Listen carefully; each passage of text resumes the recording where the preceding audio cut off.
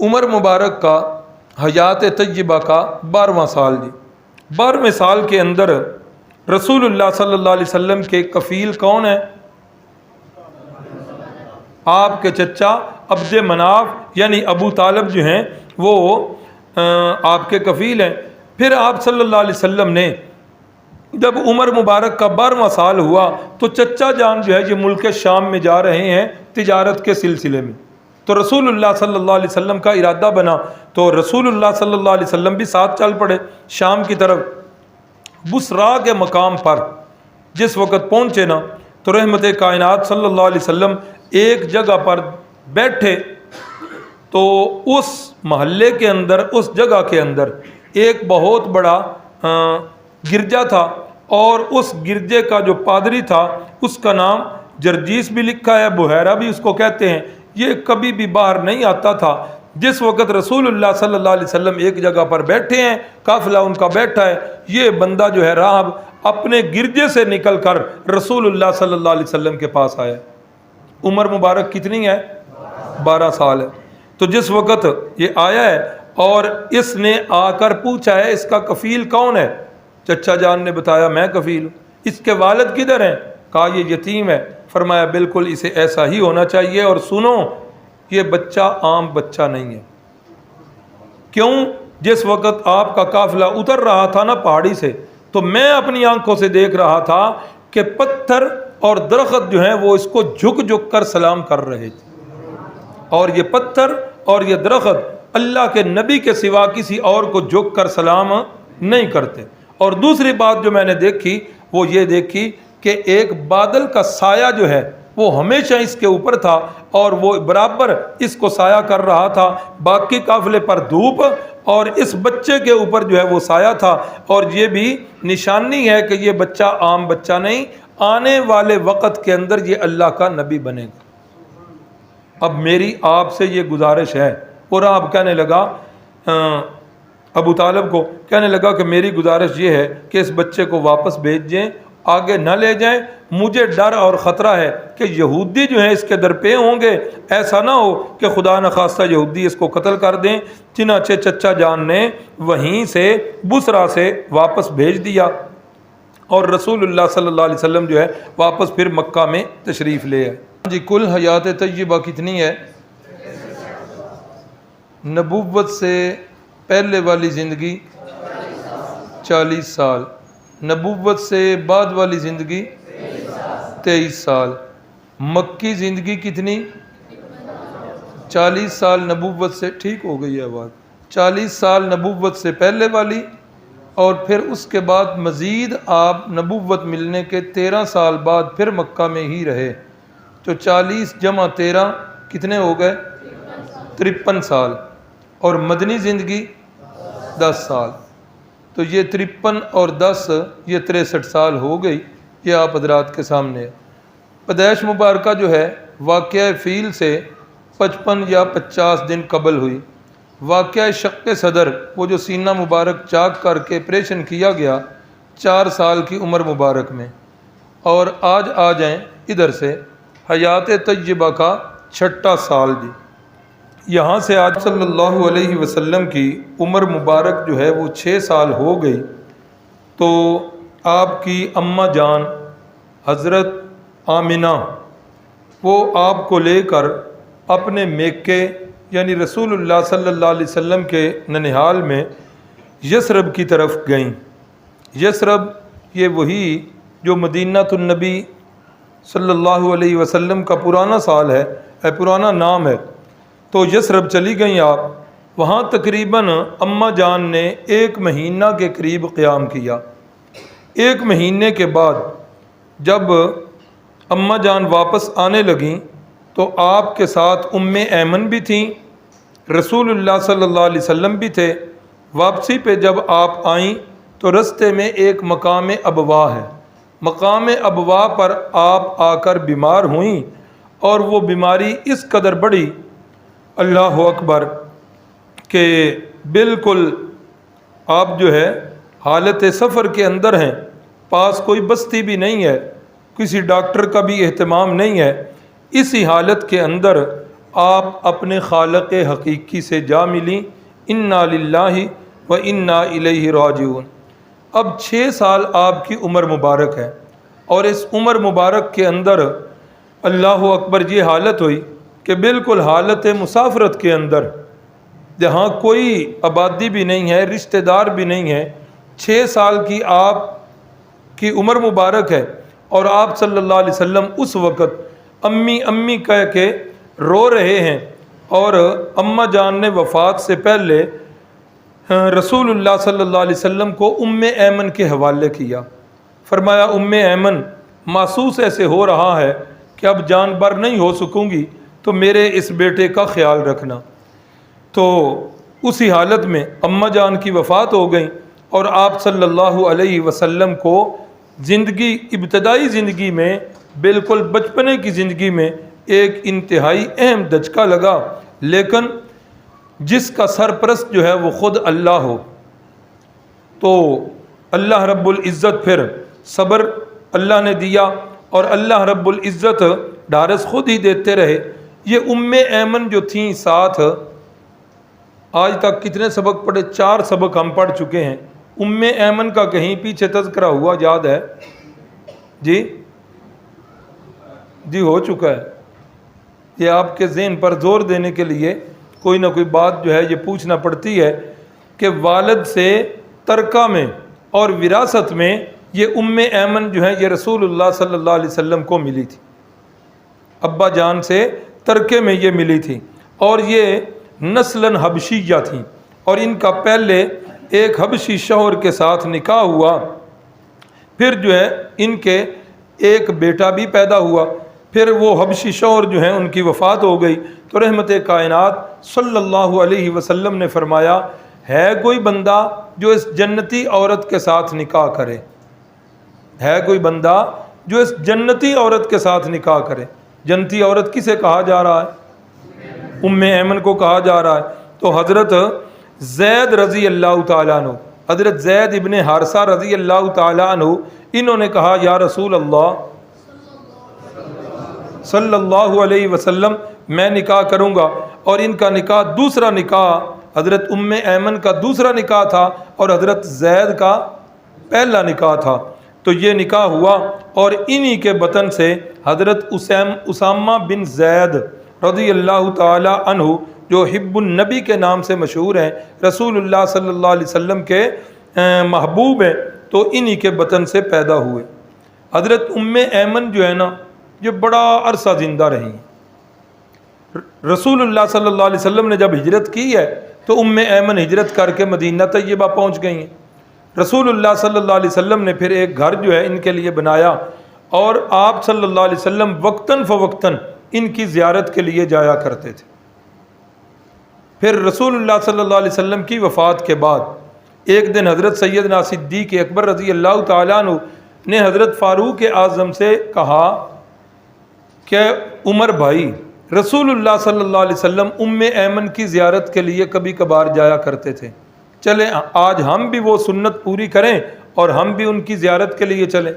تو جس وقت یہ دونوں حضرات جو ہے ام ایمن کے پاس پہنچے تو حضرت صدیق اکبر اور فاروق اعظم اور ام ایمن بیٹھے ہیں، رسول اللہ صلی اللہ علیہ وسلم کے تذکرے چلے تو ام ایمن نے رونا شروع کر دیا، اتنا روئیں کہ ہچکیاں جو ہیں وہ بند گئیں، اور حضرت صدیق اکبر رضی اللہ تعالیٰ عنہ فرمانے لگے کہ اماں جی آپ کیوں اتنا زیادہ رو رہی ہیں؟ آپ کو معلوم نہیں ہے کہ رسول اللہ صلی اللہ علیہ وسلم کو اللہ رب العزت نے اس دنیا کے مقام سے انتہائی بہتر مقام جو ہے وہ عطا فرمائے۔ اس وقت آپ جنات الفردوس میں ہیں، آپ بہتر مقام پہ ہیں، اتنا پیارا اللہ نے آپ کو مقام دیا ہے، تو آپ جو ہے رو کیوں رہی ہیں؟ قاری نواز صاحب آگے تشریف ہیں، آگے آ جائیں بھائی، ایجاد صاحب بھی آگے آ جائیں، حافظ صاحب، رستہ بند نہیں ہونا چاہیے۔ اللہ اکبر۔ تو اماں جی ام ایمن نے کتنا پیارا جواب دیا، فرمایا رسول اللہ صلی اللہ علیہ وسلم کے بارے میں تو مجھے یقین ہے کہ اللہ رب العزت نے اس دنیا کی زندگی سے انہیں اپنے پاس بلا کر جنات الفردوس کے اندر بڑا اعلیٰ مقام دیا، میں کیوں رو رہی ہوں؟ فرماتی ہیں اب کی ان الوحی قد انقطعت من السماء، میں اس لیے رو رہی ہوں کہ رسول اللہ صلی اللہ علیہ وسلم کے بعد آسمانوں سے وحی کا نزول جو ہے وہ ختم ہو چکا۔ یہ بات سن کر حضرات شیخین بھی رونے لگ پڑے۔ تو یہ ام ایمن اس سفر کے اندر ساتھ تھیں، تو یہ ام ایمن کے ساتھ رسول اللہ صلی اللہ علیہ وسلم پھر واپس مکہ المکرمہ تشریف لائے۔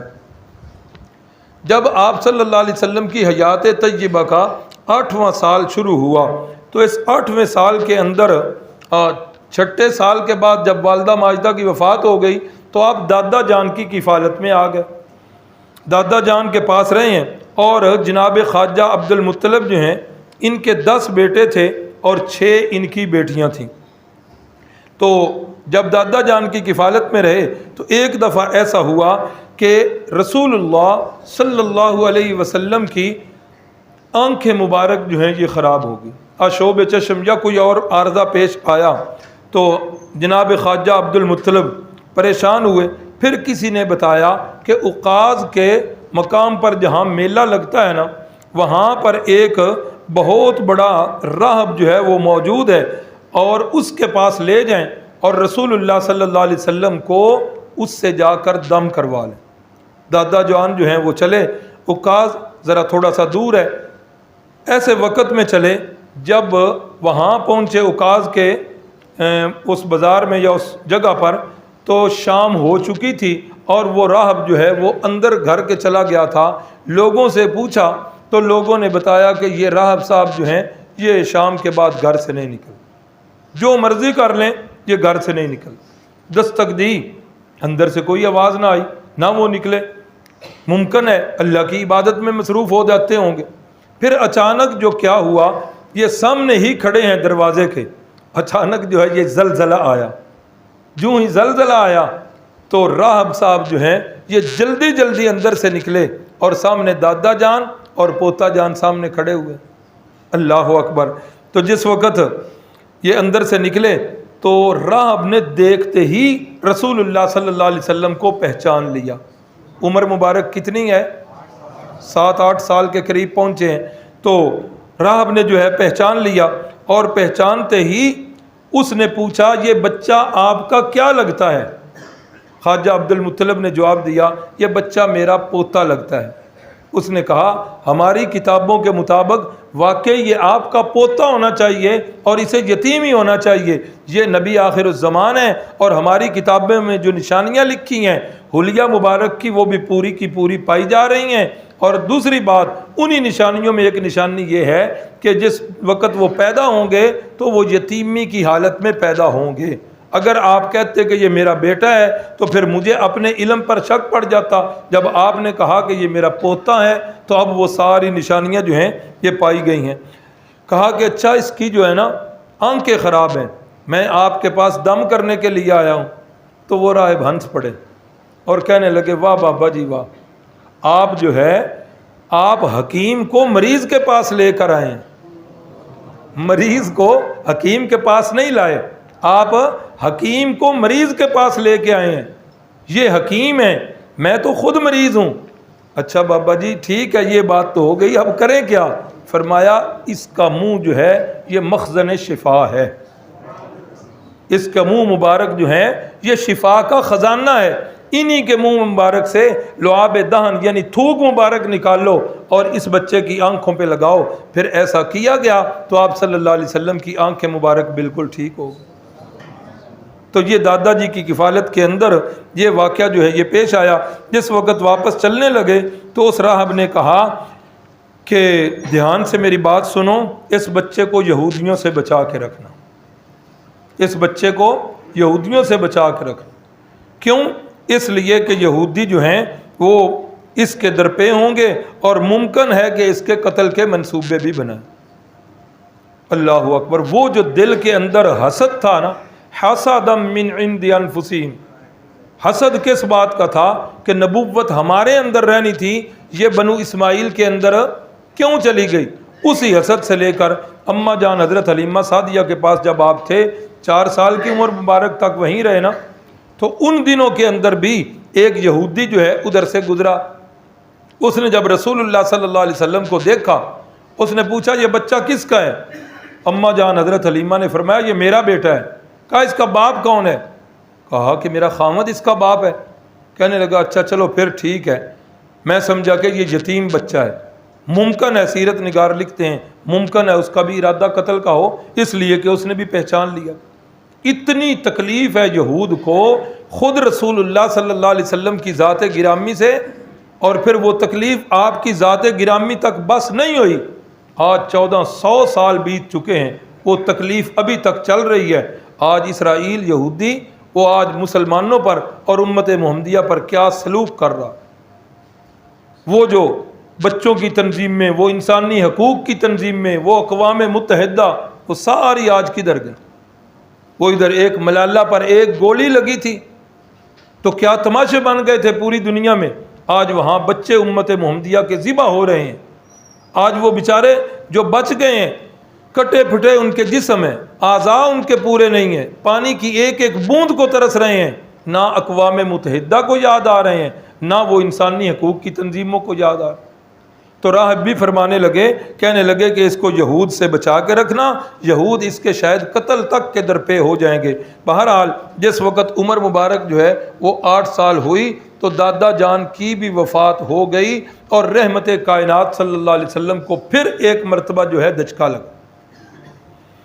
اللہ اکبر اللہ اکبر۔ رحمت کائنات صلی اللہ علیہ وسلم نے فرمایا، جس کا مفہوم یہ ہے کہ میری امت میں اگر کوئی بندہ دکھوں سے، مصیبتوں سے، پریشانیوں سے لاچار ہو جائے، انتہائی پریشان ہو جائے، تو فرمایا وہ میں محمد الرسول اللہ صلی اللہ علیہ وسلم کی زندگی کا مطالعہ کر لے، جب میری زندگی کو دیکھے گا تو اسے اپنے دکھ جو ہیں وہ ہلکے نظر آئیں۔ کتنی زندگی عجیب گزر رہی ہے کہ پیدا نہیں ہوئے ہیں کہ والد کا سایہ سر سے اٹھ چکا ہے، اور 6 سال کی عمر مبارک کو پہنچے ہیں، والدہ ماجدہ جو ہیں وہ داغ مفارقت دے گئی ہیں۔ 8 سال کی عمر مبارک کو پہنچے ہیں، دادا جان جو کفیل تھے وہ بھی وفات پا گئے ہیں، اور اس کے بعد رسول اللہ صلی اللہ علیہ وسلم جو ہیں وہ اپنے چچا عبد مناف، جن کی کنیت مشہور ہے، نام کم مشہور ہے اس لیے میں نے ان کا نام لکھ دیا ہے، عبد مناف ہیں، اور ان کی کنیت ہے ابو طالب۔ کیا کنیت ہے؟ ابو طالب۔ یہ ابو طالب جو ہیں ان کے 4 بیٹے تھے، جس بیٹے کی نام سے انہوں نے کنیت رکھی ہے نا طالب، طالب کے ابو، تو یہ طالب جو ہے یہ مسلمان نہیں ہوا تھا۔ باقی ان کے تینوں بیٹے حضرت جعفر طیار رضی اللہ تعالیٰ عنہ وہ بھی مسلمان ہوئے، حضرت عقیل رضی اللہ تعالیٰ عنہ وہ بھی مسلمان ہوئے، اور سیدنا علی المرتضیٰ رضی اللہ تعالیٰ عنہ، یہ بھی تینوں بیٹے جو ہیں یہ مسلمان ہوئے۔ اصل نام ان کا کیا تھا؟ عبد مناف۔ تو یہ عبد مناف اصل نام تھا، اور ابو طالب جو ہے کنیت تھی۔ انہی کے پاس رہتے ہوئے عمر مبارک اب جو ہے 8ویں سال سے بعد شروع ہو چکی ہے، اور رسول اللہ صلی اللہ علیہ وسلم ان کے پاس جو ہے وہ بکریاں چرایا کرتے تھے اور انہی کی کفالت میں رہا کرتے تھے۔ آج میں سیرت المصطفیٰ کا مطالعہ کر رہا تھا جو حضرت کاندھلوی رحمہ اللہ کی تھی، انہوں نے بھی اس بات کی طرف جو ہے وہ اشارہ نہیں بلکہ صراحت کی ہے کہ حضرت پاک صلی اللہ علیہ وسلم جب ابو طالب کی کفالت میں گئے ہیں تو ابو طالب جو ہیں یہ کثیر الاجال تھے، بچے ان کے زیادہ تھے، اور معاشی حالت جو ہے ان کی وہ ذرا پتلی تھی، کمزور تھی ان کی معاشی حالت۔ تو رسول اللہ صلی اللہ علیہ وسلم جو ہے اب اپنے چچا کے پاس رہ رہے ہیں اور ان کی کفالت میں رہ رہے ہیں، اور جب تک ابو طالب کی وفات نہیں ہوئی تب تک ابو طالب نے سرپرستی کی ہے رسول اللہ صلی اللہ علیہ وسلم کی، بلکہ سرپرستی نہیں کی، سرپرستی کرنے کا حق ادا کیا۔ اللہ اکبر۔ تو رسول اللہ صلی اللہ علیہ وسلم کا اس کے بعد جو ہے یہ لڑکپن شروع ہو رہا، اور رسول اللہ صلی اللہ علیہ وسلم کو اللہ رب العزت نے بچا بچا کے رکھا ہے، گناہوں سے، شیطان کے حملوں سے، معاشرے کی ساری آلائشوں سے بالکل اللہ نے بچا بچا کے رکھا ہے۔ خود رسول اللہ صلی اللہ علیہ وسلم کا فرمان ہے جس کا مفہوم ہے، فرمایا مجھے بچپن یا لڑکپن کے اندر کبھی بھی جاہلیت والی چیزیں جو ہیں ان کا کبھی شوق نہیں ہوا سوائے 2 دفعہ کے، اور پھر خود بتایا 2 دفعہ کون سی؟ فرمایا جو لڑکا میرے ساتھ بکریاں چرایا کرتا تھا، ایک دفعہ میں نے اسے کہا کہ آپ میری بکریوں کا بھی خیال رکھنا، رات کا وقت ہونے والا تھا، میری بکریوں کا بھی خیال رکھنا، اور میں جو ہے مکے میں جا رہا ہوں، وہاں کوئی تقریب ہے، وہاں جا کر دیکھنا چاہتا ہوں۔ فرمایا کہ جس وقت میں وہاں آیا مکے کے اندر تو ایک گھر سے باجے گانے کی آوازیں آ رہی تھیں۔ میں نے پوچھا یہاں کیا ہے؟ تو بتایا گیا کہ یہاں اس گھرانے میں شادی ہے۔ تو فرمایا کہ میں اندر چلا گیا۔ جوں ہی میں اندر گیا تو اللہ رب العزت کی طرف سے بالکل جو ہے میرے اوپر نیند طاری ہو گئی۔ ساری رات وہ اپنے کام میں لگے رہے اور میں ساری رات سویا رہا۔ جس وقت ان کی محفل صبح کے وقت برخاست ہوئی، اسی وقت اللہ رب العزت نے مجھے حالت بیداری دے دی اور میں اٹھا اور واپس آ گیا۔ دوسرے دن پھر ایسا ہوا، پھر میں گیا تو پھر مجھے اللہ رب العزت نے نیند دے دی۔ ایسے اللہ رب العزت نے بالکل بچا کے رکھا۔ اور حضرت غالباً عباس رضی اللہ تعالیٰ عنہ فرماتے ہیں، آگے چل کر یہ واقعہ مستقل شاید آپ بھی جائے، چلو یہاں بھی بتا دوں، فرماتے ہیں کہ جب نہیں آج کے سبق میں نہیں آیا، جب تعمیر کعبہ ہو رہی تھی، آپ صلی اللہ علیہ وسلم کی عمر مبارک جو ہے بالکل بچپنے کے اندر ایک دفعہ جو ہے تعمیر کعبہ ہوئی، آپ اس وقت بھی بالکل بچپن میں تھے، تو باقی بچے بھی پتھر اٹھا کے لا رہے تھے بیت اللہ کی تعمیر کے لیے، تو رسول اللہ صلی اللہ علیہ وسلم نے بھی پتھر اٹھایا ہوا، تو چچا جان کو نے دیکھا کہ پتھر وزنی ہے، تو انہوں نے اس نیت سے آپ کا تہ بند کھولا کہ اس کا وہ گول سا انو بنا کے سر مبارک کے اوپر رکھوں اور اوپر جو ہے وہ آپ کا پتھر رکھوں۔ تو جوں ہی چچا جان نے تہ بند اتارا تو رسول اللہ صلی اللہ علیہ وسلم بے ہوش ہو، اور اس وقت تک بے ہوش رہے جب تک آپ کے سطر کو ڈھانپا نہیں گیا، تب تک آپ صلی اللہ علیہ وسلم بے ہوش رہے۔ جس وقت سطر جو ہے ڈھانپا گیا تو پھر آپ صلی اللہ علیہ وسلم کو ہوش آیا۔ تو یہ آپ صلی اللہ علیہ وسلم کو اللہ رب العزت نے کس طرح بچا کے رکھا ہے۔ تو رسول اللہ صلی اللہ علیہ وسلم نے جو بکریاں چرائی ہیں، علماء لکھتے ہیں اس کے اندر بھی بڑی حکمتیں ہیں، کوئی کام بھی آپ کا حکمتوں سے خالی نہیں۔ ایک تو یہ حکمت بتائی گئی ہے کہ جتنے جانور ہیں ان سارے جانوروں کو چرانا، سارے جانوروں سے زیادہ مشکل چرانا جو ہے وہ بکری کا چرانا، بکریوں کا چرانا یہ سب سے مشکل ہے۔ گائیں ہیں نا، بھینسیں ہیں، گائے بھی تھوڑی سی اتھری ہوتی ہے، بھینس تو بیچاری بڑی درویش صفت والی ہوتی ہے۔ بچپن میں ہم بھی جب گاؤں جایا کرتے تھے تو اپنے جو ہیں چچا زاد ان کے ساتھ وہ مال ڈنگر چرایا کرتے تھے، تو خود کھیلتے تھے، تو جس وقت وہ بھینسیں چلتی چلتی دوسرے کے کھیت کے پاس پہنچتی تو ایک بندہ جاتا، کہتے کہ جا بھائی تو جا کے منہ موڑیا۔ اب جب منہ موڑ دیتے تو پھر ہم بے فکر ہو کر کھیلتے کہ اب جو ہے نا انہوں نے چلتے چلتے آہستہ آہستہ جانا۔ تو یہ بکری جو ہے نا یہ سب سے اتھرا جانور، ادھر سے منہ مارے گی دوڑ پڑے گی، کبھی ادھر کبھی ادھر کبھی ادھر، یہ ایسے نہیں یہ کسی کو تجربہ ہے تو اسے پتہ چلے۔ تو یہ سب سے مشکل کام جو ہے اللہ نے لیا بکریوں کے چرانے والا، تاکہ کل کو امت کو سنبھالنے کے اندر جو ہے وہ آسانی ہو۔ اس طرح یہ بھی لکھا ہے کہ بکری جو ہے یہ خلقت کے اعتبار سے، جسمانی اعتبار سے بڑی کمزور جانور ہے، دبلی پتلی سی ہوتی ہے، اور اس کو بندہ زیادہ مار پیٹ بھی نہیں سکتا، یہ جس طرح گائیوں اور بھینسوں کو لوگ مارتے ہیں۔ تو ان کے چرانے میں انتہائی تحمل، نرمی اور شفقت کا کام لینا ہوتا ہے، اس لیے کہ آنے والے وقت کے اندر رسول اللہ صلی اللہ علیہ وسلم سے امت کے لیے اللہ نے تحمل اور نرمی کا کام لینا تھا، اس لیے اللہ رب العزت نے ان سے بکریاں جو ہیں چروائیں۔ چونکہ بکریاں جو ہیں جنگل میں چرتی ہیں اور جنگل جو ہے ان کے اندر وحشی درندے بھی ہوتے ہیں، تو اس لیے جب درندوں سے بھی امن سامنا ہوگا تو اس کے اندر بہادری اور شجاعت جو ہے وہ لازمی امر ہے، وہ رسول اللہ صلی اللہ علیہ وسلم کے اندر آئے گی۔ اور پھر واقعی ایسا ہوا کہ آپ سے بڑا بہادر آپ کے زمانے میں کوئی بھی نہیں تھا۔ اللہ اکبر۔ ایک یہ حکمت بھی لکھی ہے کہ بکری بڑا تیز جانور ہے، ہر وقت چرانے والے کو اس کی فکر رہتی ہے، تو اللہ رب العزت نے یہ کام اس لیے لیا کہ امت کی فکر جو ہے وہ دامن گیر رہے۔ اور پھر واقعی ایسا ہوا، اتنے آپ امت کے بارے میں فکر مند ہوتے کہ اللہ کو کہنا پڑتا لعلک باخع نفسک الا یکونوا مؤمنین، اے میرے محبوب صلی اللہ علیہ وسلم، آپ امت کے غم میں اپنے آپ کو رو رو کر کیوں ہلکان کیے جا رہے ہیں؟ نہ اتنا رویا کریں میرے محبوب. فلا تذهب نفسك علیہم حسرات, اللہ کو اوپر سے تسلیاں دینا پڑتی تھیں. اور ایک حکمت یہ بھی بتائی گئی کہ اپنے ہاتھ سے کمائی وہ ذریعہ بنے تاکہ دوسروں کے مال کی طرف توجہ نہ رہے. جو بندہ ہمیشہ دوسروں کے مال پر اپنی توجہ رکھتا ہے اس کا پیٹ کبھی بھی نہیں بھرتا, اور وہ بیچارہ جو ہے نا سکھی بھی کبھی نہیں ہوتا. ہمیشہ اپنے ہاتھ سے کمائی, یہ رسول اللہ صلی اللہ علیہ وسلم ہی نہیں انبیاء کرام کی سنت ہے. تو علماء نے یہ بکریاں چرانے کی حکمت جو ہے یہ لکھی اور بتائی ہے. عمر مبارک کا حیات طیبہ کا 12واں سال جی. 12ویں سال کے اندر رسول اللہ صلی اللہ علیہ وسلم کے کفیل کون ہیں؟ آپ کے چچا عبد مناف یعنی ابو طالب جو ہیں وہ آپ کے کفیل ہیں. پھر آپ صلی اللہ علیہ وسلم نے جب عمر مبارک کا 12واں سال ہوا تو چچا جان جو ہے یہ ملک شام میں جا رہے ہیں تجارت کے سلسلے میں.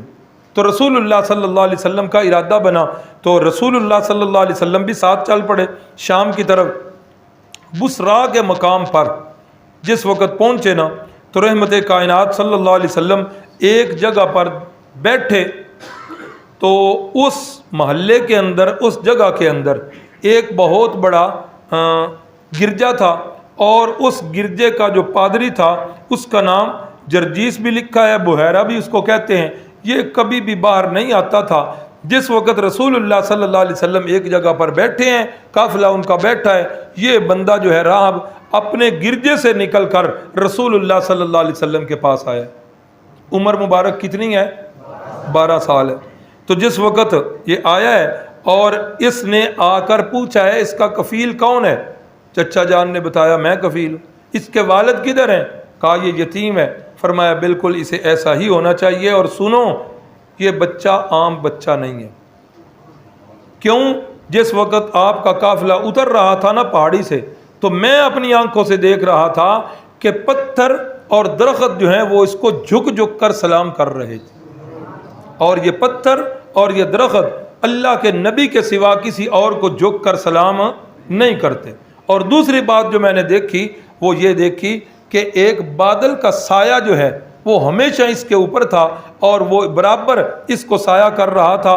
باقی قافلے پر دھوپ اور اس بچے کے اوپر جو ہے وہ سایہ تھا, اور یہ بھی نشانی ہے کہ یہ بچہ عام بچہ نہیں, آنے والے وقت کے اندر یہ اللہ کا نبی بنے گا. اب میری آپ سے یہ گزارش ہے. اور آپ کہنے لگا ابو طالب کو کہنے لگا کہ میری گزارش یہ ہے کہ اس بچے کو واپس بھیج دیں, آگے نہ لے جائیں. مجھے ڈر اور خطرہ ہے کہ یہودی جو ہیں اس کے در پہ ہوں گے, ایسا نہ ہو کہ خدا نخواستہ یہودی اس کو قتل کر دیں. چنانچہ چچا جان نے وہیں سے بصرا سے واپس بھیج دیا, اور رسول اللہ صلی اللہ علیہ وسلم جو ہے واپس پھر مکہ میں تشریف لے آئے. عمر مبارک کا 25واں سال, حیات طیبہ کا 25واں سال. اللہ اکبر. یہ درمیان میں جب آپ صلی اللہ علیہ وسلم جوان ہو رہے ہیں اور یہ ساری عمر جو ہے مکے میں گزر رہی ہے, مکے والے آپ کے کردار سے واقف ہے. آپ صلی اللہ علیہ وسلم زبان کے انتہائی سچے تھے, کبھی بھی آپ صلی اللہ علیہ وسلم کی زبان مقدس پر جھوٹ نہیں آیا. آج ہم بھی آپ کے امتی ہیں, آپ کے نام لیوا ہیں, اور آج ہم نے جھوٹ کو فیشن سمجھ لیا, جھوٹ کو ہم نے فیشن سمجھ لیا. اور اس بارے میں یقین کریں کہ احادیث کا ایک کثیر ذخیرہ جو ہے موجود ہے جھوٹ کی مذمت میں. فرمایا کہ جس وقت کوئی بندہ جھوٹ بولتا ہے نا تو فرمایا اس کے منہ سے اتنی بری بدبو نکلتی ہے کہ اللہ کی رحمت کے فرشتے اس سے میلوں دور جو ہیں وہ چلے جاتے. خیر جب سے یہ موبائل آیا ہے اس موبائل سے تو جھوٹ اور بڑھ گیا. بندہ گھر کے اندر موجود ہوتا ہے اور کہتا ہے کہ میں گھر پہ نہیں. ایسے ہی بندہ جو ہے کتنے جھوٹ بولتا ہے, اور المیہ ہمارا یہ ہے کہ ہم نے جھوٹ کو گناہ سمجھنا بھی چھوڑ دیا. اللہ اکبر اللہ اکبر. تو رسول اللہ صلی اللہ علیہ وسلم جو ہے وہ ہمیشہ سچ بولا کرتے تھے اور وعدے کے بالکل پاسدار تھے. جس سے وعدہ کرتے, ایک صحابی فرماتے ہیں نبوت ملنے سے پہلے ایک دفعہ ایسا ہوا کہ میرا آپ سے کوئی لین دین ہوا, میرے پاس رقم جو ہے وہ کم ہو گئی. میں نے کہا آپ یہاں ٹھہریں, یہ نبوت ملنے سے پہلے کی بات, آپ یہاں ٹھہریں, میں ابھی باقی رقم لے کے آیا. جب میں گھر پہنچا تو میں نے دیکھا کہ گھر کے اندر جب میں گھر میں آیا تو کوئی ایسی مصروفیت بنی کہ مجھے پتہ ہی نہ چلا, میں بھول گیا اور ذہن سے ہی بات نکل گئی. وہ دن بھی گزر گیا, اس سے اگلا دن بھی گزر گیا, اور اس سے تیسرے دن میں کسی اور کام کے سلسلے میں جب ادھر سے گزرا تو رسول اللہ صلی اللہ علیہ وسلم وہاں کھڑے ہوئے. کتنی وعدے کی پاسداری ہے, کتنے وعدے کے آپ پابند ہیں. اور آج میری اور آپ کی حالت بھائیوں کیا ہے, یہ سوچنا ہوگا ہمیں کہ جس اپنے نبی کے امتی کہلاتے ہیں, ہمیں اپنے نبی کی سیرت پر چلنا ہوگا. اس سیرت کورس کا مقصد بھی یہ ہے کہ ہم اپنے محبوب کی سیرت طیبہ کو سنیں اور اپنے آپ کو اس پر ڈالیں, اور جو بات بھی سنیں اور سیکھیں ہم اپنا احتساب کریں کہ ہمارا اس پر عمل ہے کہ نہیں. حضرت مفتی صاحب جو سبق پڑھاتے ہیں, جو آداب بتاتے ہیں, ایک ایک ادب کو چیک کریں کہ ہمارے اندر سوتے ہوئے یہ ساری چیزیں ہیں کہ نہیں. جتنی چیزیں نہیں ہیں نیت بندہ کر لے کہ آج سے یہ کام میں شروع کروں. جاگنے کے جو آداب بتائے ہیں بندہ اپنے آپ کو پرکھ لے کہ کتنے آداب پر میرا عمل ہے, کتنے آداب جو ہیں وہ نہیں ہو رہے. تو بھائیوں, سیرت کا اصل مقصد یہی ہے کہ بندہ جو ہے اس پر عمل کرے, ورنہ خالی سننے کا تو شاید اتنا فائدہ نہیں ہوگا. تو رسول اللہ صلی اللہ علیہ وسلم زبان کے انتہائی سچے, کردار کے انتہائی کھرے اور وعدے کے انتہائی پکے تھے, اور آپ کی سچائی کے چرچے جو ہیں یہ پورے مکے کے اندر پھیل چکے تھے. حضرت خدیجہ الکبریٰ جو مکے کی ایک بڑی خاتون تھی, سرمایہ دار خاتون تھی, اور اتنا سرمایہ تھا ان کے پاس تجارت کا کہ پورے مکے کا مال ایک طرف, حضرت خدیجہ الکبریٰ کے پاس مال اتنا زیادہ تھا کہ مکے والوں کے برابر مال تھا. اور حضرت خدیجہ الکبریٰ خود تو اب خاتون ہونے کی وجہ سے تجارت نہیں کرتی تھی, مختلف اوقات کے اندر بندوں کو پیسے دے کے بھیجتیں اور مزاربت پر تجارت کرتیں کہ پیسہ میرا ہوگا, محنت تیری ہوگی, منافع جو ہے وہ نصف و نصف ہوگا, آدھا آدھا ہوگا. اور لوگ جاتے تھے اور وہ کرتے تھے. تو جس وقت آپ صلی اللہ علیہ وسلم کے اس طرح کے چرچے سنے تو حضرت خدیجہ الکبریٰ بڑی متاثر ہیں اور پیغام بھیجا کہ اگر میرے مال کے ساتھ آپ تجارت کریں تو کیا تیار ہو جائیں گے؟ رسول اللہ صلی اللہ علیہ وسلم کس کی پرورش میں رہ رہے ہیں؟ حضرت کاندھلوی اس جگہ پر لکھتے ہیں کہ چونکہ معاشی طور پر چچا جان کی حالت انتہائی کمزور تھی, رسول اللہ صلی اللہ علیہ وسلم نے اس وجہ سے حامی بھری اور فرمایا کہ ٹھیک ہے میں یہ کام کروں گا تاکہ اپنے چچا کا ہاتھ بٹاؤں اور ان کی مالی پوزیشن کو مستحکم کروں. یہ بار بار زور اس لیے میں دے رہا ہوں, حضرت سیدنا علی المرتضیٰ رضی اللہ تعالیٰ عنہ ہمارے ایمان کا حصہ ہیں, ہمارے ایمان کا حصہ ہیں. اگر کوئی بندہ ان کے بارے میں تھوڑا سا بھی ذہن کے اندر میل لائے تو اس کے ایمان کے اندر میل آ جاتا ہے. اہل سنت والجماعت کی یہی پہچان ہے کہ کسی صحابی کا بغض کسی سنی بندے کے ذہن کے اندر نہیں ہو. لیکن ایک طبقہ ہے ہمارے معاشرے کے اندر, وہ جتنی بھی باتیں ہیں اپنی طرف سے بھی کتنی باتیں بنا کر ملمہ سازی کر کے وہ سارے حضرت علی المرتضیٰ کے گھرانے کی طرف لے جاتے ہیں, اور انہی کا یہ عقیدہ ہے کہ اللہ نے نبوت دینی تھی حضرت سیدنا علی المرتضیٰ کو, جبریل امین بھول کر جو ہیں وہ محمد الرسول اللہ صلی اللہ علیہ وسلم کو نبوت دے کر چلے گئے. تو وہ اس بات پر بڑا زور دیتے ہیں کہ رسول اللہ صلی اللہ علیہ وسلم جو ہے ان کی پرورش کی ہے. اللہ کے نبی جو ہیں اپنے چچا ابو طالب کے گھر سے کھاتے رہے ہیں. تو حضرت پاک صلی اللہ علیہ وسلم آگے جا کر ہم پڑھ بھی لیں گے کہ حضرت پاک صلی اللہ علیہ وسلم نے تو خود اپنے چچا جان کی کفالت کی اور ان کے معاون بنے. تو یہاں بھی حضرت خدیجہ الکبریٰ کے مال کی حامی اسی لیے بری اور کہا کہ میں کروں گا یہ کام. حضرت خدیجہ الکبریٰ نے اپنا غلام جو میسرہ تھا اس کو بھی ساتھ بھیجا کہ تم نے بھی ساتھ رہنا. پھر یہ دوسرا سفر ہے رسول اللہ صلی اللہ علیہ وسلم کا ملک شام کی طرف. خدیجہ الکبریٰ کا مال لے کر جاتے ہیں, تجارت کرتے ہیں, اور دوران تجارت جتنا بھی سفر تھا میسرہ جو ہے یہ ساتھ ساتھ رہا, اور آپ صلی اللہ علیہ وسلم کی صاف گوئی سے بڑا متاثر ہوا کہ مال کے اندر جو عیب ہے وہ واضح بتانا ہے۔ ہمارے یہ ریڑھی والے بھائی ہیں، اللہ تعالیٰ ان کی حالت پہ رحم کرے۔ یہ یاد رکھیے گا، ہر شعبے کے اندر ایک نمبر بندے بھی ہوتے ہیں، دو نمبر بھی ہوتے ہیں۔ ہر جماعت میں اچھے لوگ بھی ہیں، برے لوگ بھی ہیں۔ میں اپنی طرف سے ہی شروع کر دیتا ہوں۔ مولویوں کے اندر بھی اچھے علماء بھی ہیں اور علماء سو بھی ہیں۔ ڈاکٹروں کی جماعت کے اندر بھی قصائی صفت لوگ بھی موجود ہیں اور فرشتہ صفت لوگ بھی موجود ہیں۔ وکیلوں کے اندر بھی بڑے اچھے لوگ ہیں اور بڑے برے لوگ بھی ہیں۔ ہر جماعت کے اندر جو ہیں اچھے لوگ بھی ہیں، برے لوگ بھی ہیں۔ میرے سامعین، اس کائنات کے اندر ایک ہی جماعت ہے جس کے سارے افراد جو ہیں وہ اچھے ہیں۔ اس جماعت کے اندر دو نمبر بندہ کوئی نہیں، اور وہ جماعت ہے میرے محبوب صلی اللہ علیہ وسلم کے صحابہ اکرام کی جماعت، آپ کے شاگردوں کی جماعت ہے، جنہیں قرآن مجید کہتا ہے اولئک هم المؤمنون حقا اولئک هم المفلحون اولئک حزب اللہ۔ قرآن مجید پڑھیں تو صحابہ اکرام کی تعریفیں ہی ہوتی رہتی۔ اللہ تعالیٰ قرآن فہمی ہم سب کو نصیب فرمائے۔ تو رسول اللہ صلی اللہ علیہ وسلم کا چال چلن دیکھا، آپ کا کردار دیکھا، کہہ یہ رہا تھا یہ ہمارے ریڑھی والے بھائی، اگر کوئی بھائی بیٹھا ہو اپنی اصلاح کر لے۔ کیا کرتے ہیں؟ آگے جو ہیں وہ بڑے بڑے اور اچھے دانے رکھ لیتے ہیں، اور جہاں سے دینا ہوتا ہے وہاں جو ہے وہ چھوٹے سائز کے اور داغی دانے رکھ دیتے ہیں۔ ایسا نہیں ہونا چاہیے، اس پہ بڑی وعید آئی ہے۔ ایک ریڑھی والا ادھر موجود ہے، وہ اس کو میں نے دیکھا، وہ کیا کرتا ہے، وہ بڑے دانے سارے ایک طرف رکھ دیتا ہے اور چھوٹے دانے سارے ایک طرف رکھ دیتا ہے۔ ان کا ریٹ اور ہے اور ان بڑے دانوں کا ریٹ ذرا تیز ہے۔ ایک اور ادھر ہمارا بھائی ہے ریڑھی والا، شیخ خرم صاحب جانتے ہیں، ولایت ہے بیچارہ، تو وہ میں نے اس کو دیکھا، یہ پیچھے آم کا سیزن گزرا، جتنے داغی دانے تھے لگاتے ہوئے جو داغی دانہ ہے اس کو الگ رکھ دیا، ایک دانہ بھی داغی نہیں تھی۔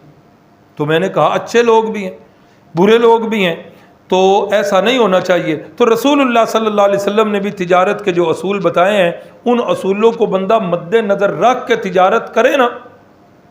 کتنے بھائی ہیں آپ میں تجارت کے شعبے سے منسلک؟ ہاتھ کھڑے کریں ذرا۔ ماشاءاللہ، اللہ تعالیٰ رزق حلال نصیب کرے اور اللہ رب العزت اپنا ہی محتاج رکھے۔ رسول اللہ صلی اللہ علیہ وسلم نے فرمایا جس تاجر کے اندر دو صفتیں ہوں گی، زیادہ نہیں کوئی 10-15، کتنی صفتیں؟ صرف دو صفتیں ہوں گی۔ فرمایا کون سی؟ فرمایا التاجر الصدوق الامین مع النبیین یوم القیامہ۔ جس تاجر کے اندر یہ دو صفتیں ہوں گی، فرمایا اس کا حشر اللہ تعالیٰ قیامت والے دن انبیاء کے ساتھ فرمائیں۔ کون سی دو صفتیں؟ ایک صفت امانت والی اور دوسری صفت سچائی والی۔ یہ دو صفتیں تاجر جس کے اندر ہوں گی وہ اللہ کے انبیاء کے ساتھ ہوگا قیامت والے دن۔ اس لیے تاجر بھائی، دکاندار حضرات جو ہیں وہ اس معاملے میں کوشش کریں کہ ان دو صفات کو مد نظر رکھا جائے، جھوٹ قطر نہ بولا جائے۔ اور تیسری اور بھی تجارت کے اصولوں میں یہ سبق جو ہے عنوان مفتی صاحب کا ہے، آ جائے گا ادھر۔ تجارت کے اصولوں میں یہ بھی بتایا کہ قسم کھا کر سودا نہیں بیچنا۔ اگر کوئی ایسا کرے گا سودا تو شاید بک جائے لیکن برکت جو ہے وہ ختم ہو جائے۔ تو یہ تجارت کے جس وقت اس نے سارے وہ اصول دیکھے، رسول اللہ کی صاف گوئی دیکھی، آپ کے جو ہے وہ مال کے اندر عیب ہے تو وہ عیب بھی بتایا کرتے تھے۔ یہ ساری چیزیں جس وقت میسرہ نے دیکھیں اور آپ پر انوار و برکات کی برسات بھی دیکھی، تو جس وقت واپس آئے تجارت کر کے تو جتنا پہلے نفع ہوا کرتا تھا اس سے کئی گنا زیادہ نفع ہوا۔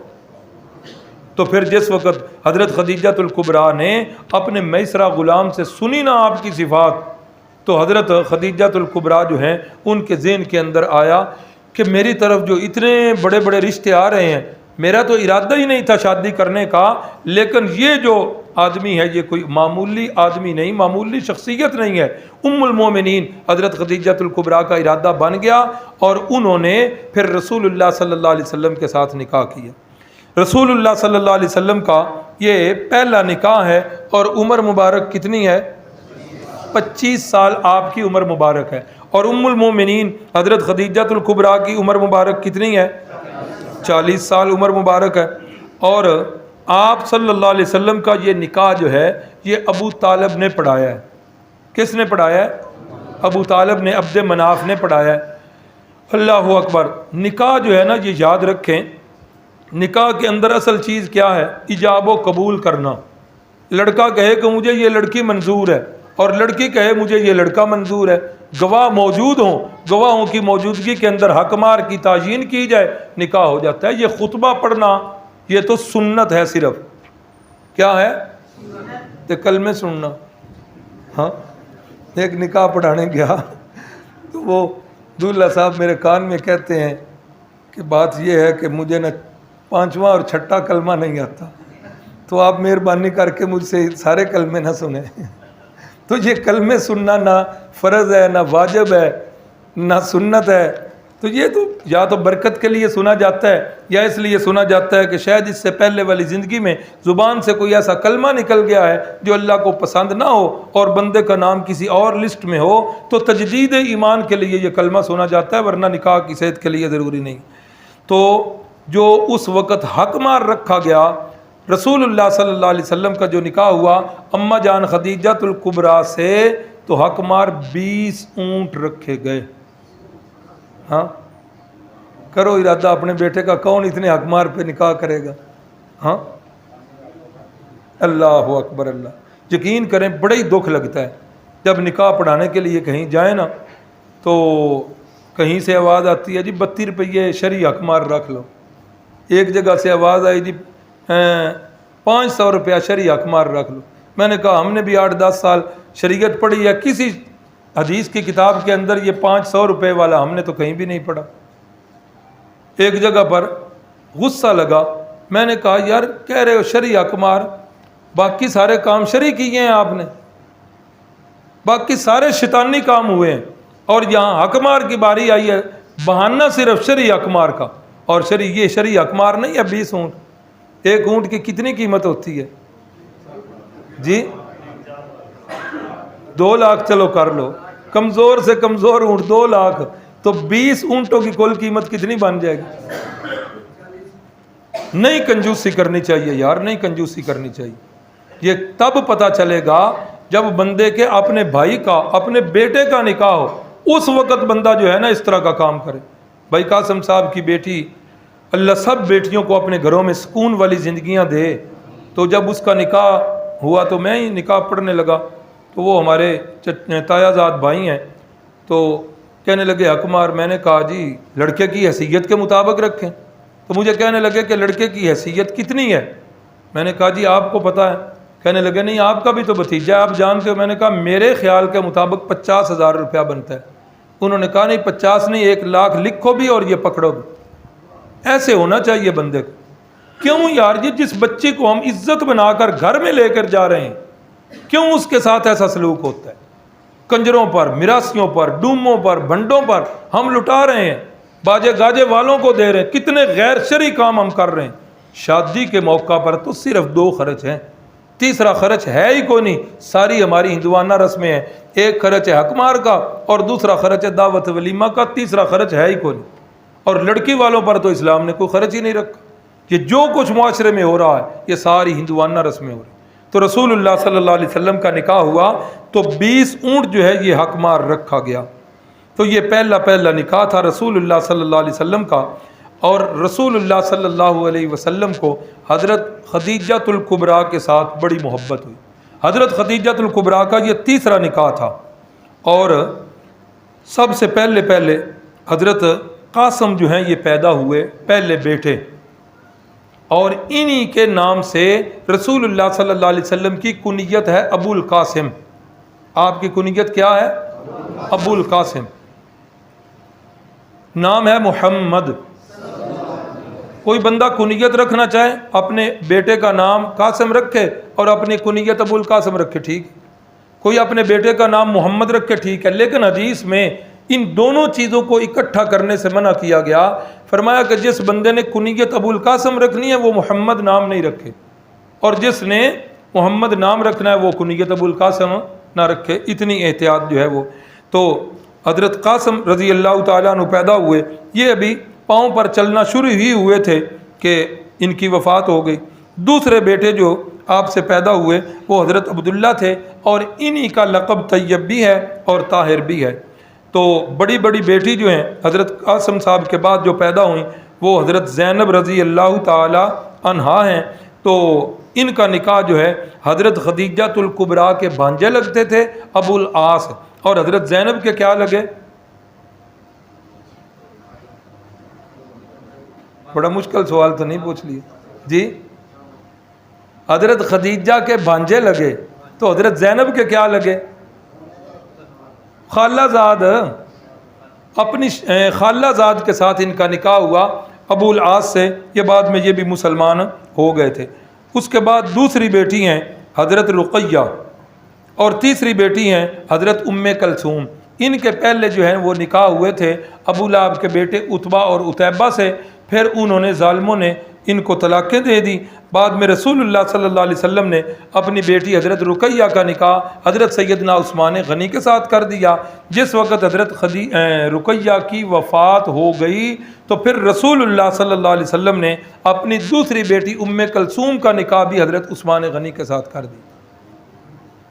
اور جب حضرت ام کلثوم کی وفات بھی ہو گئی تو اس موقع پر رسول اللہ صلی اللہ علیہ وسلم نے فرمایا تھا کہ اگر میرے پاس، ایک روایت کے مطابق اگر میرے پاس 40 بیٹیاں ہوتی، اور دوسری روایت کے مطابق فرمایا اگر میرے پاس 100 بیٹیاں بھی ہوتی تو میں ان کی وفات کے بعد جگہ بعد دیکرے میں عثمان غنی کے نکاح میں دیتا جاتا۔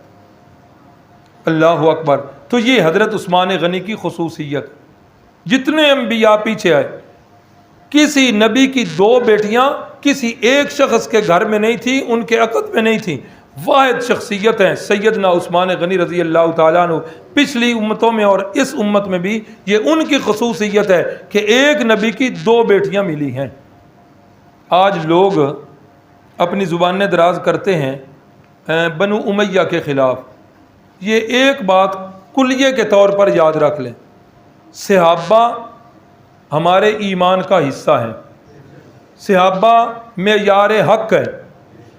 قرآن مجید نے صحابہ کی تعریفیں کی ہیں، صحابہ کا تعلق جس خاندان کے ساتھ بھی ہے ان کا دفاع کرنا ہمارے ذمہ لازم ہے، چاہے وہ بنو امیہ سے ہوں، چاہے بنو عباس سے ہوں، بنو ہاشم سے ہو، جس سے بھی ہوں۔ ہم نے خاندان کو نہیں دیکھنا، ہم نے ان کی نسبت کو دیکھنا ہے۔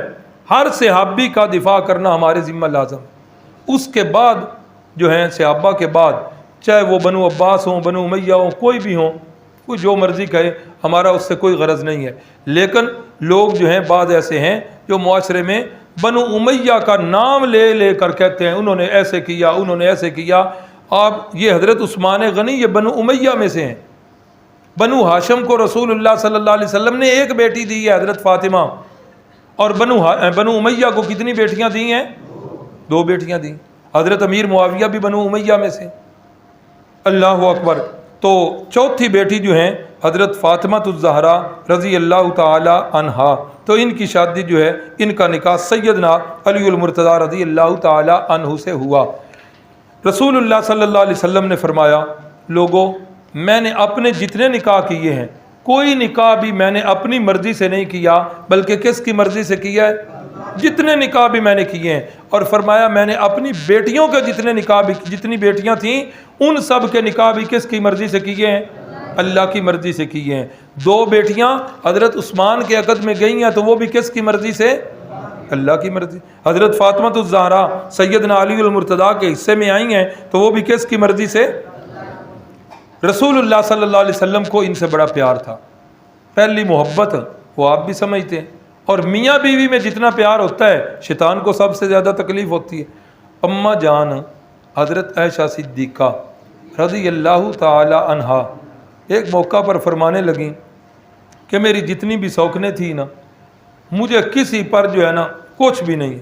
فرماتی ہیں کوئی عورت ایسی نہیں کہ جس پر مجھے رشک آتا ہو سوائے خدیجہ الکبریٰ کے۔ خدیجہ الکبریٰ پر بڑا ہی رشک آتا، اور ان سے بعض اوقات جو ہے مجھے وہ شوقن پن جو ہے وہ بھی ظاہر کرتی۔ کب؟ فرماتی ہیں کہ میں جب رسول اللہ صلی اللہ علیہ وسلم کے عقد میں تھیں تو اللہ کے نبی اکثر خدیجہ الکبریٰ کا تذکرہ، خدیجہ ایسی تھیں، خدیجہ ایسی تھیں۔ گھر میں کوئی چیز بنتی تو آپ برتنوں میں ڈال کے فرماتے جاؤ یہ خدیجہ کی فلاں سہیلی کو دے آؤ، یہ خدیجہ کی فلاں سہیلی کو دے آؤ، یہ فلاں سہیلی کو دے آؤ۔ تو اماں جی فرماتی ہیں کہ مجھے کبھی بھی کسی سے یہ نہیں ہوا ایک دفعہ نہ رہ سکی اور میں بول پڑی. میں نے کہا یا رسول اللہ وہ بڑھیا ابھی تک آپ کو بھول ہی نہیں رہی. کیڑا ایڈا انہیں کمال کر چڑھیا سی. کمال تو آپ کا ہے 25 سال کی عمر کڑیل جوانی ہے اور اس کی عمر جو ہے وہ 40 سال کی ہے, بڑھاپے کی سرحدوں کو چھو رہی ہیں اور 2 خامد جو ہے وہ پہلے ان سے نکاح کر چکی ہیں. کون سا اس نے اتنا کمال کر لیا جو ابھی تک آپ کو بھول نہیں رہی؟ تو رسول اللہ صلی اللہ علیہ وسلم نے ایک آہ بھری اور فرمایا عائشہ خدیجہ کی بات نہ کرو. خدیجہ ہی تھی. خدیجہ جیسی کوئی خاتون نہیں ہے. جب ساری کائنات والے وہ مجھے جھٹلا رہے تھے خدیجہ میری تصدیق کر رہی تھی. جب کائنات والوں نے میرے سے ہاتھ کھینچ لیا تھا خدیجہ نے اپنے خزانے میرے قدموں میں نچھاور کر دیے. ایسا خدیجہ ہی تھی, خدیجہ کا ثانی کوئی بھی نہیں. تو جب تک یہ ہماری اماں جان حضرت خدیجہ الکبریٰ زندہ رہیں رسول اللہ صلی اللہ علیہ وسلم نے کسی دوسری عورت کے ساتھ نکاح نہیں کیا. اللہ اکبر اللہ اکبر. تو آج کے سبق میں ہم نے عمر مبارک کے کتنے 25 سال پڑھ لیے. 35 سال جب آپ صلی اللہ علیہ وسلم کی عمر مبارک ہوئی تو 35ویں سال میں ایسا ہوا کہ مکہ المکرمہ کے اندر بارشیں زیادہ ہوئیں. بیت اللہ جو ہے یہ نشیبی جگہ پر تھا اور بارشوں کا پانی جب آیا تو اس کی عمارت بھی کچی اینٹوں سے اور گارے سے بنی ہوئی تھی. وہ پانی کی وجہ سے بیت اللہ جو ہے اس کی عمارت منہدم ہو گئی یا اس میں تریڑیں آ گئیں. اب ارادہ یہ بنا کہ کیا کریں, اس کی تعمیر نو کریں. اللہ اکبر. یہ یاد رکھیں کہ بیت اللہ کی پہلی تعمیر جو ہے حضرت سیدنا آدم صفی اللہ نے کی تھی اور جہاں پر یہ بیت اللہ موجود ہے نا بالکل اسی کے متوازی بالکل سیدھے اوپر آسمانوں پر بیت المعمور موجود ہے. کون سا؟ اور جس کا ذکر سورۃ طور میں آیا والطور وکتاب مستور فی رق منشور اور آگے والبیت المعمور. وہ بالکل اس کے متوازی اوپر ہے آسمانوں پر. وہاں ہر وقت فرشتے جو ہیں وہ طواف کرتے رہتے ہیں. یہ بالکل اس کے نیچے ہے اور حضرت سیدنا آدم صفی اللہ نے اس کی تعمیر کی اور اللہ نے حکم دیا کہ اب آپ اس کا طواف کریں اور اللہ نے فرمایا یہ پہلا گھر ہے میرا. ان اول بیت وضع للناس للذی ببکۃ مبارکا وہدی للعالمین. اور فرمایا آپ سب سے پہلے انسان ہیں جو اس کا طواف کر رہے ہیں. دوسری تعمیر جو ہے طوفان نوح کے بعد یہ عمارت رہ گئی تھی اور دوسری تعمیر جو ہے حضرت سیدنا ابراہیم خلیل اللہ نے کی جس کا ذکر قرآن مجید میں آیا وَإِذْ يَرْفَعُ إِبْرَاهِيمُ الْقَوَاعِدَ مِنَ الْبَيْتِ وَإِسْمَاعِيل. یہ آیت کا ترجمہ بھی سنیں اور اس میں حضرت مفتی محمد شفیع صاحب رحمہ اللہ نے ایک بڑا پیارا نکتہ بھی لکھا ہوا ہے کہ جب بنیادیں کھڑی کر رہے تھے حضرت سیدنا ابراہیم علیہ السلام عبارت سنیے گا ذرا وَإِذْ يَرْفَعُ إِبْرَاهِيمُ الْقَوَاعِدَ مِنَ الْبَيْتِ وَإِسْمَاعِيل. جب بیت اللہ کی تعمیر کر رہے تھے کون؟ حضرت ابراہیم علیہ السلام اور آخر پہ کہہ دیا وَإِسْمَاعِيل. ہاں حضرت اسماعیل بھی ساتھ تھے. حالانکہ تعمیر میں دونوں نے برابر کا حصہ لیا ہے, برابر کی مشقت کی ہے. ہونا تو یوں چاہیے تھا وَإِذْ يَرْفَعُ إِبْرَاهِيمُ وَإِسْمَاعِيلَ الْقَوَاعِدَ مِنَ الْبَيْتِ کہ دونوں نے مل کر جو ہے یہ کام کیا. لیکن قرآن نے یہ ایک یہاں اصول بتایا ہے کہ جہاں بڑا اور چھوٹا مل کر کام کریں تو چھوٹے کا یہ حق نہیں کہ وہ کہے کہ میں نے یہ کام کیا ہے تو استاد بھی میرے نال لگ گئے احسان. ہاں میں یہ کام کرتا رہا ہوں ابا جی بھی نال احسان. ہاں یہ چھوٹے کا حق نہیں ہے. تو جب کام کرنے میں 2 بندے ہوں درجے میں یا عہدے میں بڑے اور چھوٹے ہوں تو اس وقت چھوٹے کا کوئی حق نہیں بنتا کہ وہ کام کی نسبت اپنی طرف کرے, بلکہ جب اس سے کوئی پوچھے تو وہ کہے جی استاد جی نے یہ کام کیا ہے, یہ ابا جی نے یہ کام کیا ہے, یہ میرے بڑے بھائی نے یہ کام کیا ہے. تو خیر دوسری دفعہ تعمیر حضرت سیدنا ابراہیم خلیل اللہ نے کی. تیسری مرتبہ تعمیر جو ہے وہ اعلان نبوت سے 5 برس پہلے قریش نے کی ہے اور یہی وہ تعمیر ہے جو 35ویں سال میں ہوئی ہے. اور اس تعمیر کے وقت جو ہے جب یہ اس کی تریڑیں بن گئی تھیں ارادہ بن گیا کہ اب اس کو منہدم کر کے اس کی تعمیر نو کی جائے تاکہ کہیں عمارت گر نہ جائے, کیونکہ اس وقت تک قریش کی تعمیر تک بیت اللہ کے اوپر چھت نہیں تھی. خالی تھی دیواریں۔ تو اب جو ہے ارادہ جب بن گیا تو اب اس وقت اعلان ہوا، اور اعلان کرنے والے کون تھے؟ پہلے تو یہ تقسیم کی گئی کہ فلاں فلاں قبیلہ فلاں فلاں دیوار کرے گا، تاکہ سارے قبیلے جو ہیں ان کا حصہ پڑ جائے۔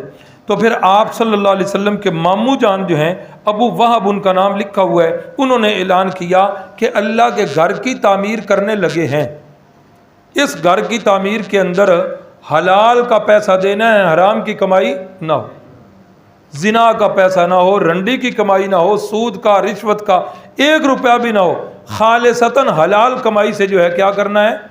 اس کی تعمیر کرنی ہے۔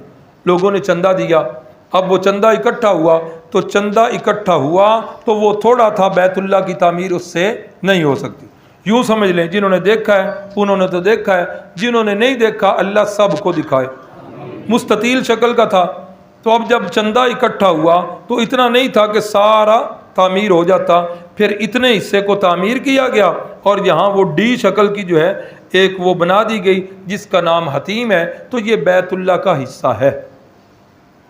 اس کے اندر جو بندہ نفل پڑھے اس کو اتنا ہی ثواب ہے جتنا بیت اللہ کے اندر نفل پڑھنے کا ہوتا ہے۔ اللہ کی تقسیم بھی بڑی عجیب ہے اور نرالے ہیں، اللہ کے کام حکمتوں سے بھرے ہیں کہ آج کسی ملک کا بادشاہ چلا جائے، وزیر اعظم چلا جائے، بیت اللہ کے لیے بیت اللہ کے دروازے کھل جائیں، اور ہم جیسا کوئی غریب امتی وہاں پہنچے تو دل کے اندر یہ کسک آئے، ہائے کاش کہ میرے لیے بھی دروازہ کھلتا۔ اللہ نے اس کا انتظام حتیم کے اندر کر دی کہ تم بھی جو ہے وہ اپنا دلی مرادیں جو ہیں ان کو پورا کر لو۔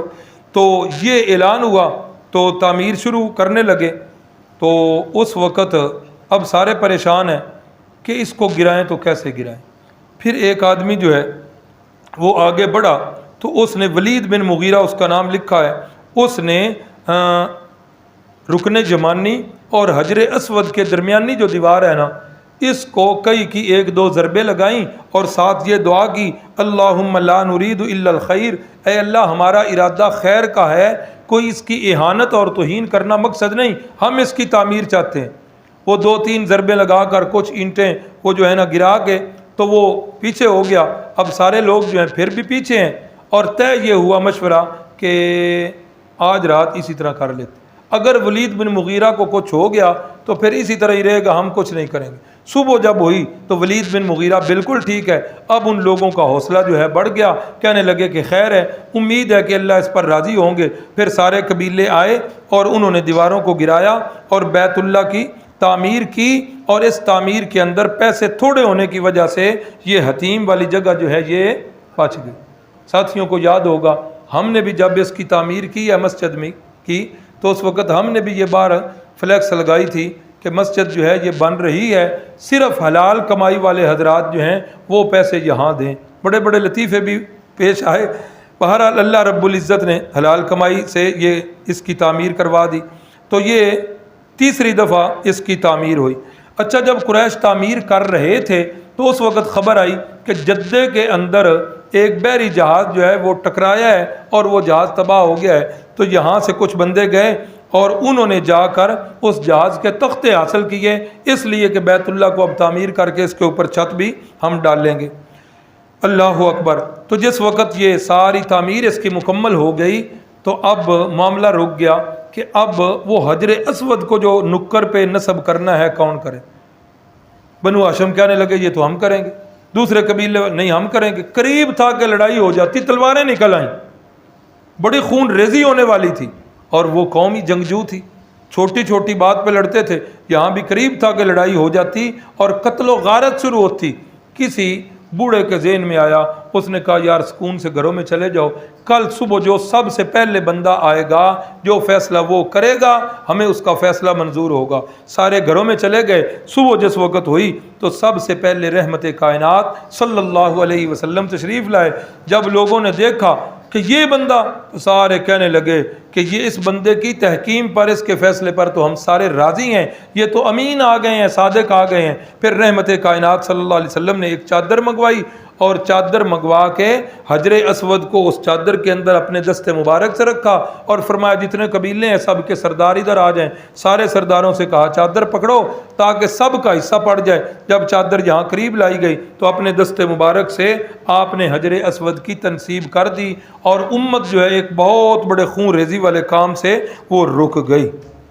اللہ سے دعا ہے اللہ رب العزت ہم سب کو سیرت النبی پر چلنے کی توفیق عطا فرمائے۔ الرحمن الرحیم الحمدللہ رب العالمین والعاقبۃ للمتقین، اللہم صلی علی سیدنا و مولانا محمد النبی الامی وعلی آلہ وسلم۔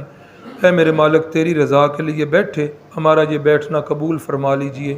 کتنے ہی بیماروں کے لیے اے اللہ دعا کی اپیل کی گئی ہے، اے اللہ سب بیماروں کو اپنی رحمت کاملہ کے ساتھ تندرستی نصیب فرما دے۔ ہماری والدہ صاحبہ کو یا اللہ صحت والی نعمت سے نواز دے، اور بھی جتنے حضرات بیمار ہیں یا اللہ سب کو صحت کاملہ عاجلہ کے ساتھ نواز دے، مشکلات کو آسان فرما دے، جائز کاموں کی رکاوٹیں دور فرما دے۔ یہ جن بھائیوں نے بہنوں نے پرچیاں بھیجی ہیں اے میرے مالک ان کی خواہشات کی تکمیل فرما دے۔ اے اللہ کئی بچوں کے امتحانات شروع ہیں، اے اللہ ہمارے ان بچوں کو بھی اور ہمیں بھی دنیا اور آخرت کے سارے امتحانوں میں کامیاب فرما دے۔ ربنا تقبل منا انک انت السمیع العلیم، تب علینا انک انت التواب الرحیم، آمین یا رب العالمین۔ صلی اللہ علی النبی الکریم وعلی آلہ واصحابہ اجمعین برحمتک۔